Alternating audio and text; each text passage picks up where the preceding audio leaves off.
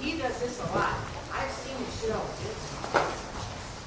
Today he will perform the magic of our water. So everyone, would you please welcome Steffan Soule. Hi everybody. Thank you. My name's Steffan and I'm going to show you the magic of our water. This is my water jug. In it, I have just enough water to make a little splash. In this bucket. Just enough water for a little splash.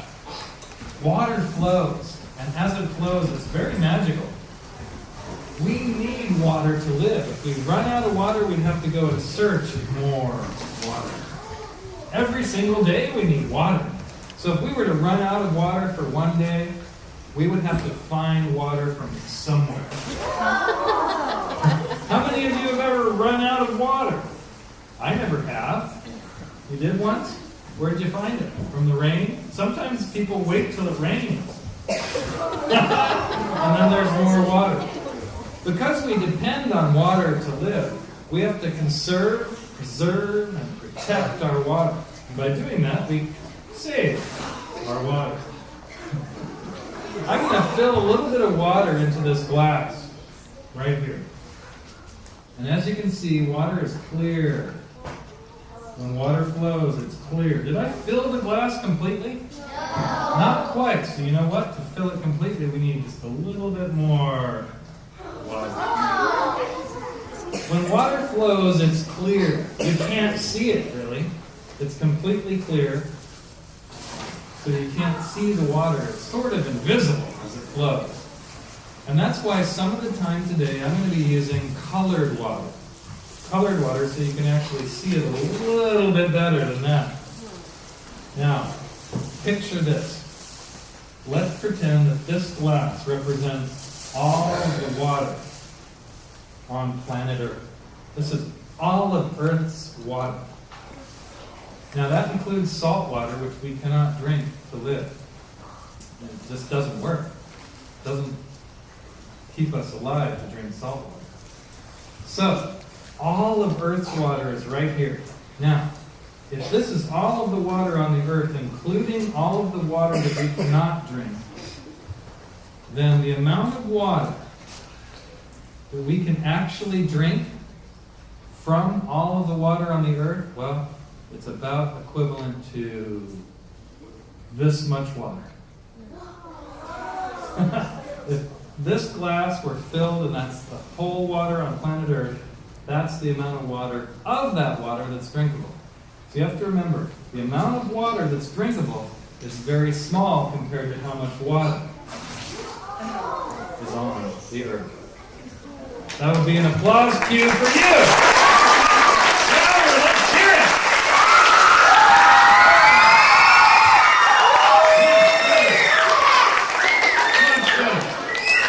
So these are some of the things you can think about today during this performance. The magic of our water. You can think about how we need water to live, and how if we run out of water, we would have to go in search of more water. And how the amount of water on planet Earth that's actually drinkable is just a few drops compared to how much water is actually here. I can always tell when the magic's working because I use a white handkerchief like this to make a magic dove.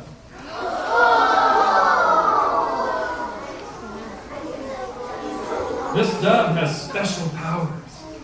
She just became visible from the invisible. She needs water to live as well. We all need water, including the wildlife on planet Earth. This dove is equally capable of using her magical power in reverse.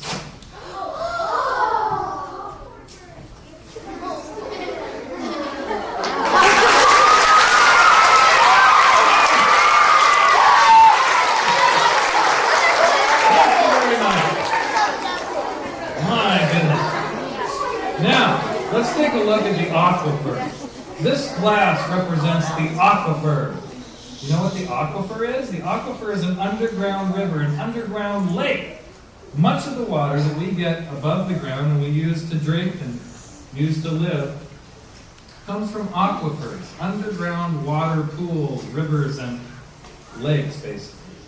Now, because we don't see underneath the ground, I have this black handkerchief. I will place the black handkerchief over this glass, which represents the aquifer, the water underneath the ground. This represents the ground. G for ground. I'm going to place this solid ground on top of the aquifer that's under the ground, the aquifer that we do not see. Above the ground is a whole bunch of water that we use. Now, I've colored some water here. It's colored white. White colored water. It looks like milk. It's actually food coloring to keep the water white so that you can see it. I'm going to place the water above the ground, on top of the aquifer. Everything we do above the ground affects the water under the ground. And that water seeps through the ground. It's invisible to our eyes. We don't actually see the water going under the ground, but we know it does. It's invisible to our eyes, but right now you can see it magically seeping through the solid ground of rocks, leaves, grass, dirt, and earth. As that water seeps through the ground, invisibly to our eye, it ends up underneath the ground in the aquifer.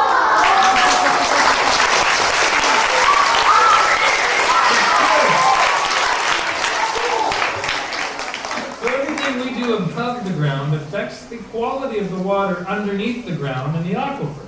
That's something to keep in mind, something very important. If we got oil in the water, if we got pesticides, chemicals, fertilizers, soap from when we wash the car on the ground, it could end up in our aquifer, and our water could end up polluted, and that would look like this. This water has used car oil. This water has pesticides, fertilizers, and other chemicals used in factories that got on the ground. Who would like to help me clean this polluted water by magic? Everybody? I can't get everybody. I can only get one person. So, for this, how about if we pick you right there, Matt? Come on up. Leave your backpack if you would, please, Matt. And let's give Matt a big hand for coming up. That's good. I'm Steffan. Good to meet you. And if you'd come right here, face the audience. Good. Tip your head to the side, Matt. Keep it right there. Don't move. And lift your arm up like this. Here we have a human pump. Keep your head tipped to the side and roll up your sleeve. Now, bend your elbow here. Point your finger straight ahead and stick it in your ear. Good. Head tilted to the side. Finger in your ear. Here we have a human pump, and I'm going to prime the pump with the water that we've got to clean. In fact, if we got 1 cup of used car oil on the ground, it could get in an aquifer, and we'd have to all be human pumps. Let me just pour a little bit of this into Matt's ear here. Oh, goodness, Matt. We're able to take a lot more than I thought. Here, I'll go a little further. Oh, that's a lot of polluted water into your ear, Matt. Okay, keep your head tilted to the side and start pumping, gradually pumping the water through. Now, I've got this funnel here, and this funnel will help me collect the water as it comes through the human pump. Keep your head tilted to the side. There it comes. It's coming out clean, Matt. If we stop pumping, it stops filtering, so we got to keep filtering that water. Otherwise, it won't come all the way through clean. If we got 1 gallon of used car oil into our aquifer, we'd have to pump for a month, all of us. Each one of us would have to become a human pump. Matt, how do you feel? Really? You're not drained? Okay, we better keep pumping. All right, Matt, I think we've done it. We've filtered the water. We've cleaned it. And now you should feel a lot better, huh? Yeah. Take a bow, Matt. Good job. Thank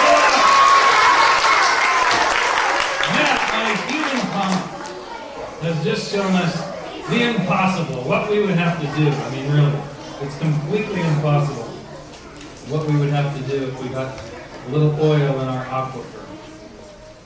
Now I've got some potable water here. Potable water is drinkable. This is drinkable water, potable water. It's a gallon of water, and water flows just beautifully, very magically. Watch the flow of water here as it flows from the gallon jug to the glass. When water flows, you can't always see it, but it might come in contact with something that we don't want in the water. It could pollute our water without us seeing it.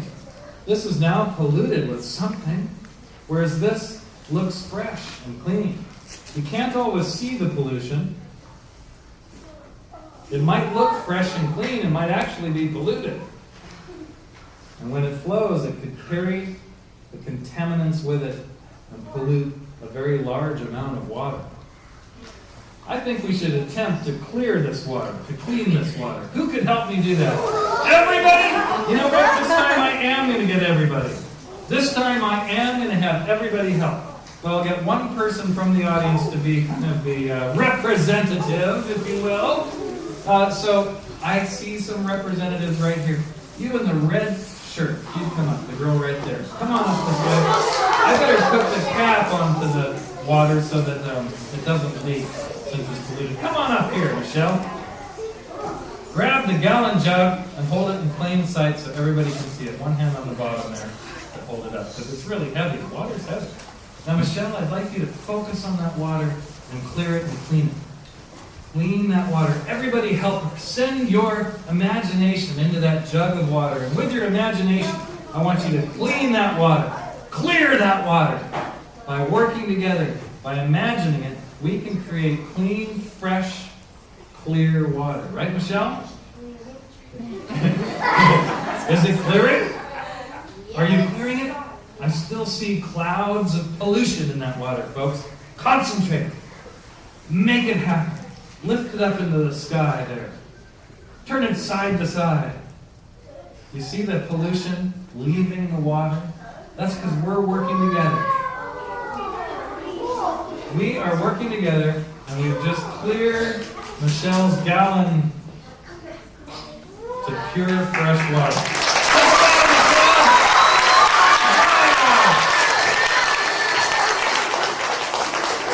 Very, very nice job there. Like I was saying, when water flows, it can carry contaminants with it that we don't see. This represents polluted water. I'm going to pour this glass of water into a slightly bigger glass, which represents a pond. When the water flows from this cup into the pond, it pollutes the whole pond. Not just one little part of the pond, but the entire pond gets polluted. When this water flows from the pond into the river's flowing along, and as the pond water flows into the river, it pollutes the water in the river. So now, we have even more water that has pollution in it. As that water flows, it carries that contamination with it to a big lake. And it fills the water in the lake. Now we have even more water that's polluted. As that water flows, it can carry contaminants, and it might even reach all the way to Puget Sound, filling the water in Puget Sound. Now, remember what we started with? Just a little cup of water, but now we have enough polluted water to fill a lake, to fill a river, to fill a pond. And all we began with was a cup this size.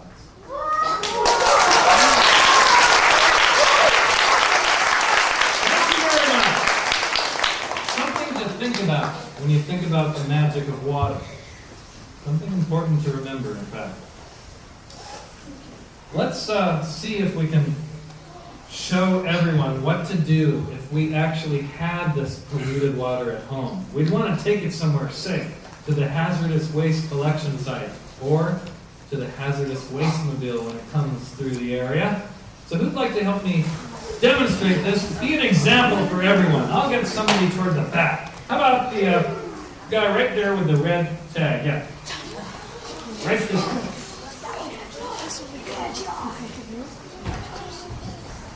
Come right this way. We're going to clean this polluted water or take it to the right place. What's your name?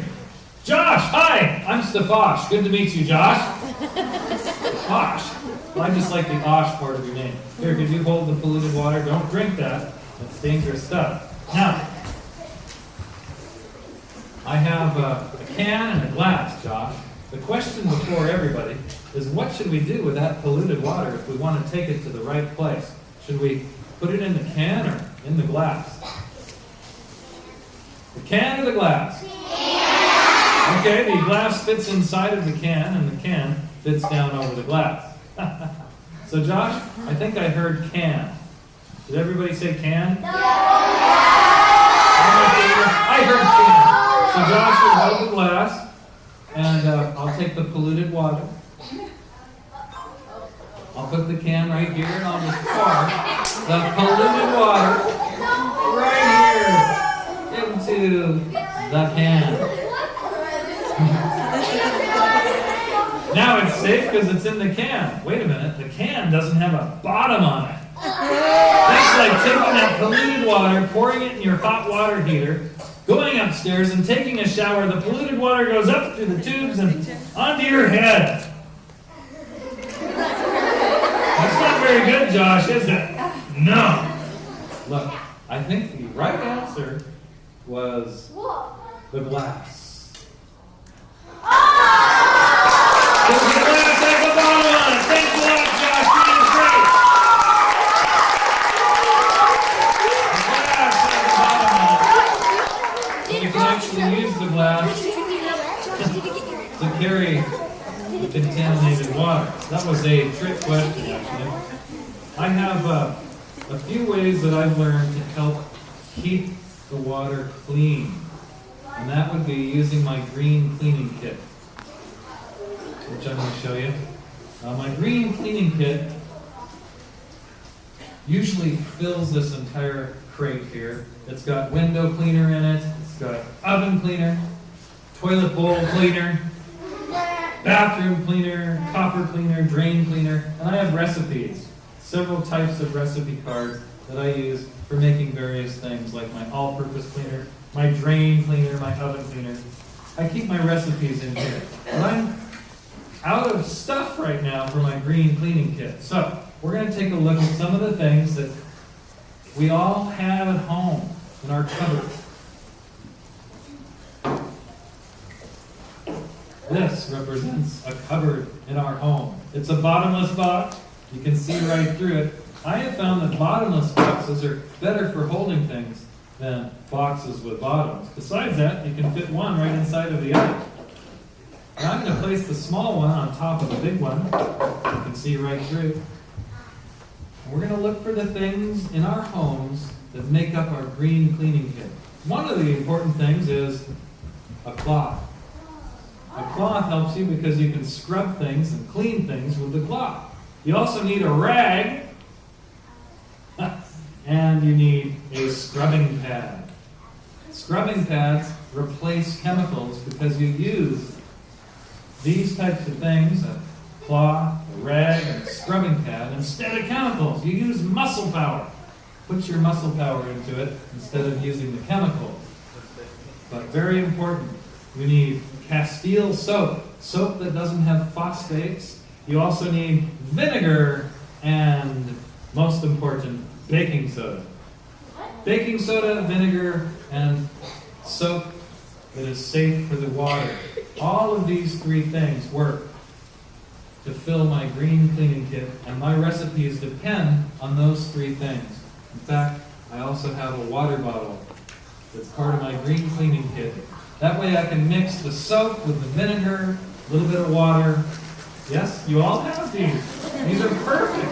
If you don't use them for drinking, that is, you can put them in your green cleaning kit. Baking soda helps in so many ways. It helps to clear drains. It helps to unclog toilets. It helps to get stains out of laundry. Baking soda can get stains off of the carpet too. And when baking soda gets in the water, it doesn't hurt the water. Look, this scarf represents our water. And I'm going to make a little pocket in the scarf.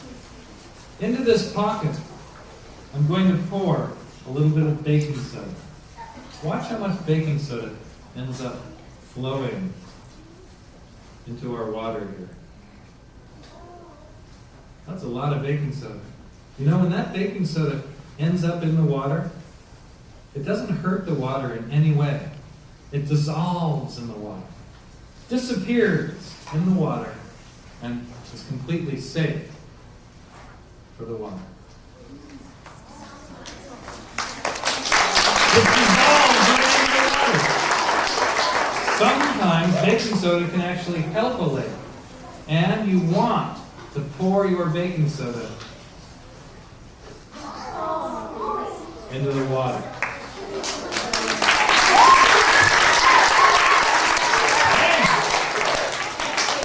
Very nice. Well, the water cycle is an important thing to understand, and what our role is in the water cycle. I have a ghost in my house, and my ghost drinks from this straw. My ghost drinks up the water without me even seeing it. Drinking the water right through my straw. And I have a name for my ghost.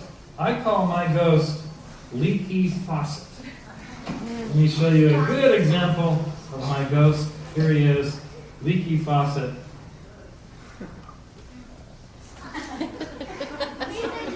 Drip, drip, drip. Oh yeah, it works. And when I turn him off, drip, drip, drip.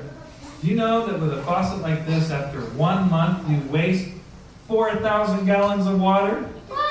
With this faucet head, you gotta learn how to fix faucet heads. It's not that hard, and it's fun too. Any faucet that's dripping like this is wasting water. Yes, when we turn it on, we want it to flow. But when we turn it off, we want it to stop dripping. That way we can conserve our water, a very important thing. Well, that's my ghost, Leaky Faucet Head.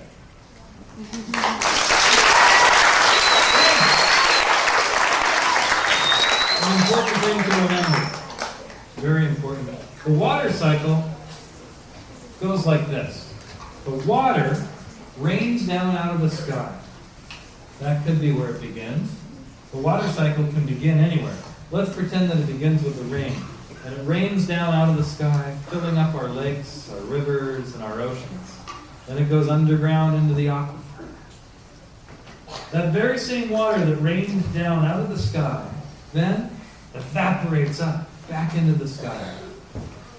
It moves into clouds. Those clouds form into bigger clouds.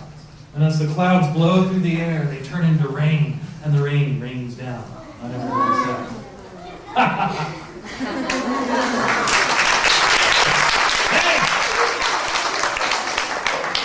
Well, it doesn't really disappear. I just did that to protect you guys in the front row. I'll show you something now that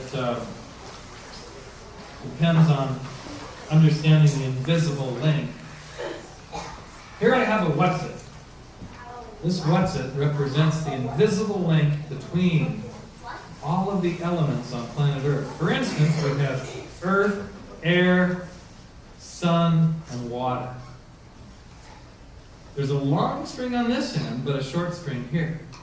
Look what happens. When I pull on the sun, the earth goes up. Now the long string is over here. I pull on the earth and the sun goes up, the earth goes down. Now the long string's back over here, connecting the air and the earth. But most people stop there with the what's it. The what's it could show how things are really interconnected. If you take it a step further, look, I pull on the water, and the earth goes up and the sun goes down. I pull on the air, the sun goes up and the earth goes down. Everything's interconnected. The earth is connected to the water is connected to the sun's connected to the air is connected back to the earth. One time I was trying to figure this what's it out, and I pulled down on the earth, and I reached over and grabbed the sun, and it made a long string on each side. So then I really couldn't figure it out, so I broke the whole thing apart where I found no clue as to how the what's it works.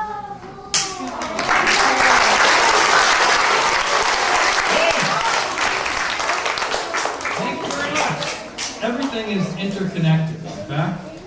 Everything is interconnected, and we have to balance the water cycle. We play a role in balancing the water cycle. So I'd like to get somebody who can show us about balance. Somebody who's like a gymnast.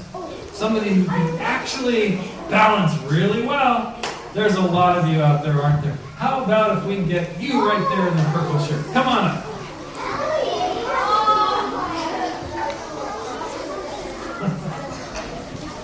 Just going to get a few things ready here for you. What's your name? Ellie! My name is Steffan. Good to meet you, Ellie! Yes, I changed it to Steffan a long time ago.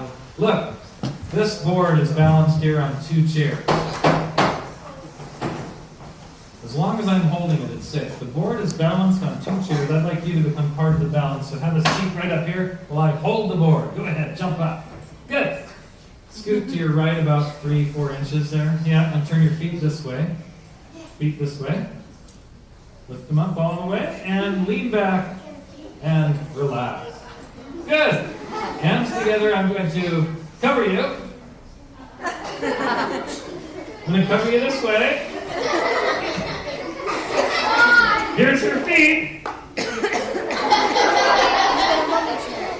Here's her head. Ellie, smile.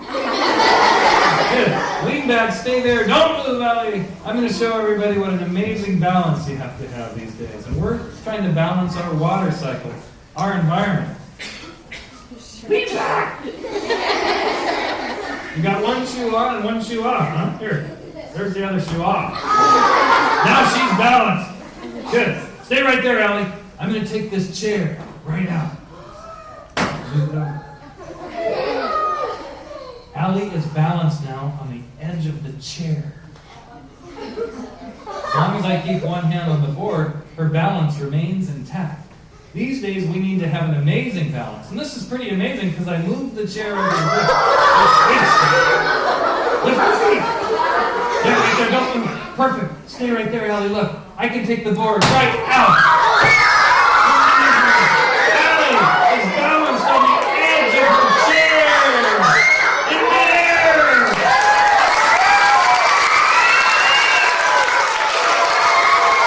I won't ignore that before she wakes up and starts giggling. No giggling, Allie. Stop that giggling. I feel your weight coming back. Lift your feet. You can sit up. Turn to the audience. And bottom up. Thanks a lot, Ellie. You guys fantastic. And you really showed us about balance. Another hand for Allie, everybody.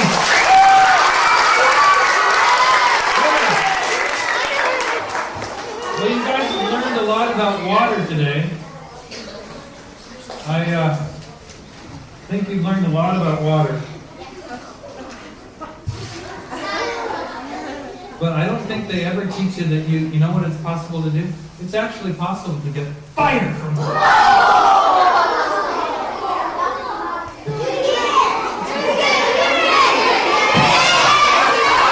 I think once is enough for that. Now, I'm going to summarize what I've talked about today. And I'd like you to memorize what all of these rings represent.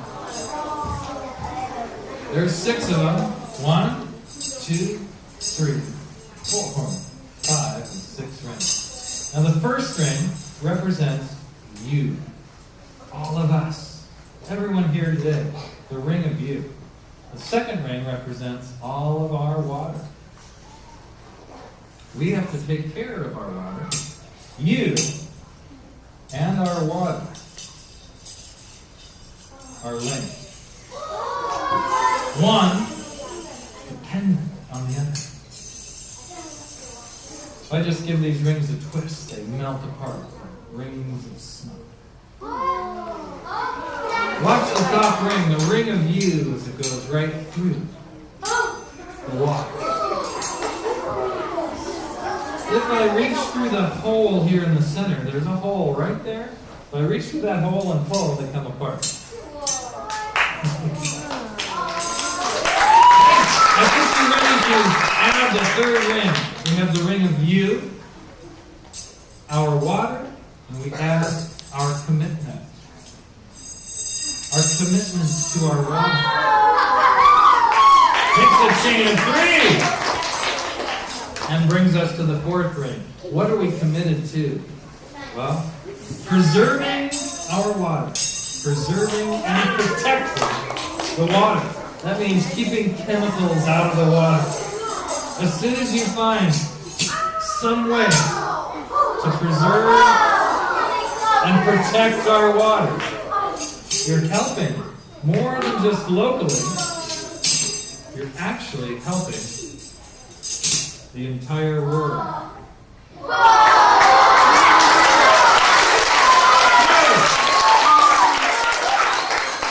The fifth ring is to conserve. That means use less water. Cut down on how much water we use to conserve our water. And the last ring is the ring of understanding, which is why we're here today. To learn and understand. To increase and develop our understanding, which goes on forever, really, and completes the team of the ring.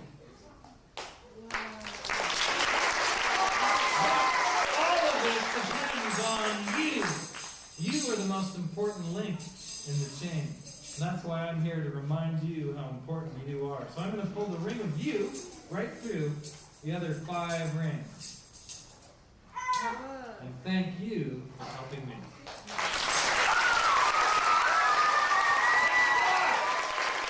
That's the end louder. Come on!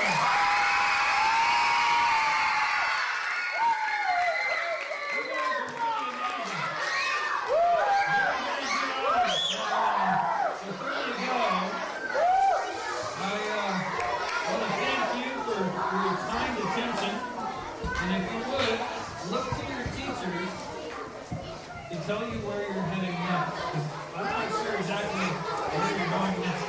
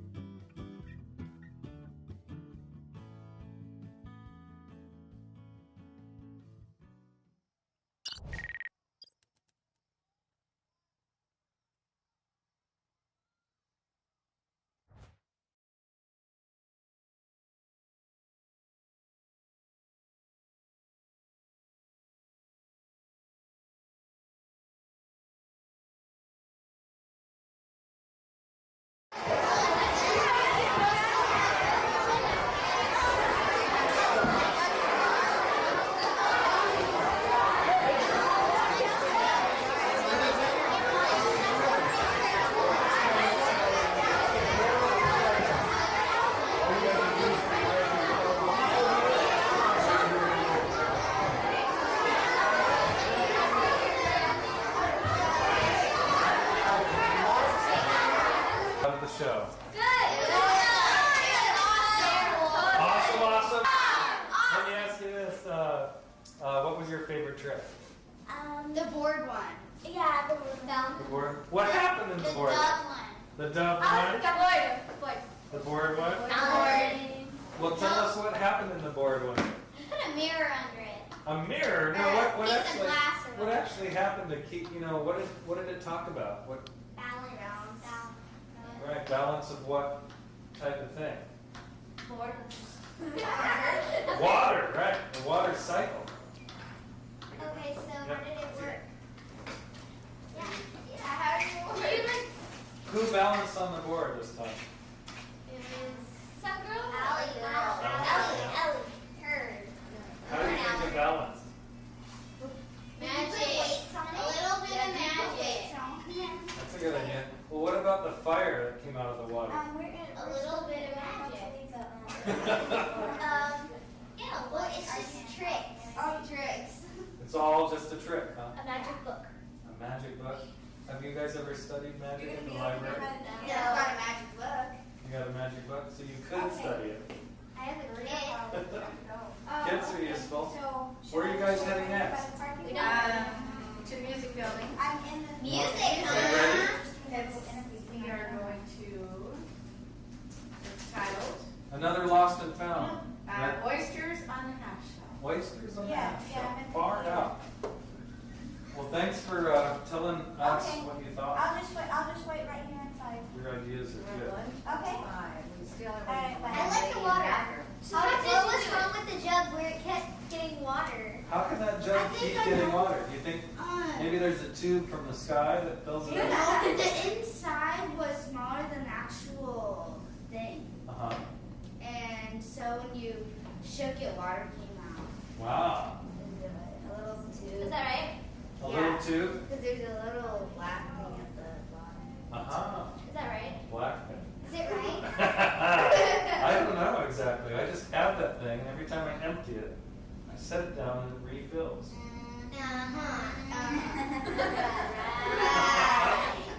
Well, I guess there's a little science involved too.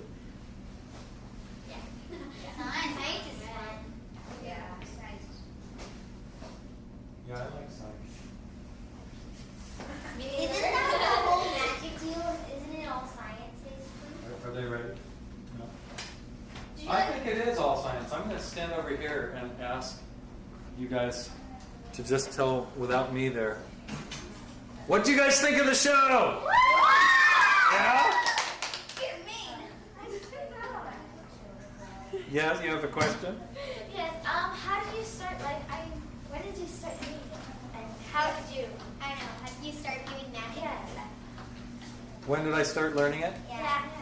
I started learning it when I was about 12 years old. I got a book from the library and started studying. That make you guys scream. What's that? You did What? something to make them scream. I made fire come out of water. That made him scream. Okay, you guys. We need to go, but thank you. Yeah. Yeah. It was great. Thanks. Take care. Bye. Keep studying. Keep studying. Do you perform anywhere else? Yes, I have a theater where I do a show every weekend in Issaquah. And I thought I don't think it was me. I've seen that balancing trick before, but I don't know how people do it. All right.